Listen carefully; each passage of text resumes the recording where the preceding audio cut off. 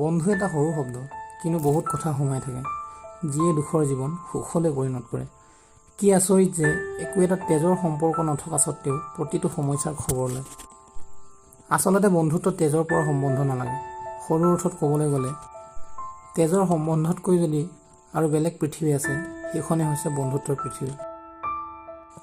প্ৰত্যেক দিনাৰ দৰে আজিৰ ভিডিঅ' সুকীয়া, চ' ভিডিঅ'টো শেষলৈকে চাব বুলি আশা ৰাখিলোঁ আৰু আপোনালোকৰ মাজৰ বন্ধুত্বৰ এনাৰ্জিডাল আগবঢ়াই নিব বুলি আশা ৰাখিলোঁ। সময় আৰু বন্ধুত্ব সদায় সলনি হয়, কিন্তু ভাল বন্ধু আৰু সময় কেতিয়াও সলনি নহয়। জীৱনত কিছুমান এনেকুৱা বন্ধু লগ পোৱা যায়, যিসকল আমাৰ পৰিয়াল হৈ পৰে। বন্ধুত্ব সম্বন্ধটো কোনো তেজৰ সম্পৰ্ক নহয়, কিন্তু বুজাব নোৱাৰা এটা অনুভৱ।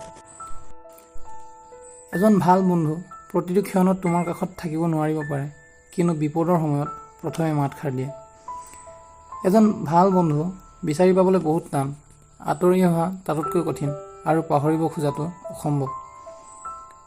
বন্ধুত্ব এটা সম্পৰ্ক নহয়, ই শৰীৰৰ এটা এৰাব নোৱাৰা অংগ।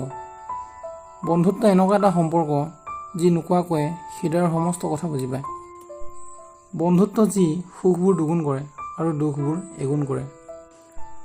বন্ধুত্ব এনেকুৱা হ'ব লাগে যে কলেজৰ গেটত ৰৈ থকা গাৰ্ডজনেও সোধে, কি হ'ল আজি তোমাৰ বন্ধু নাই নেকি?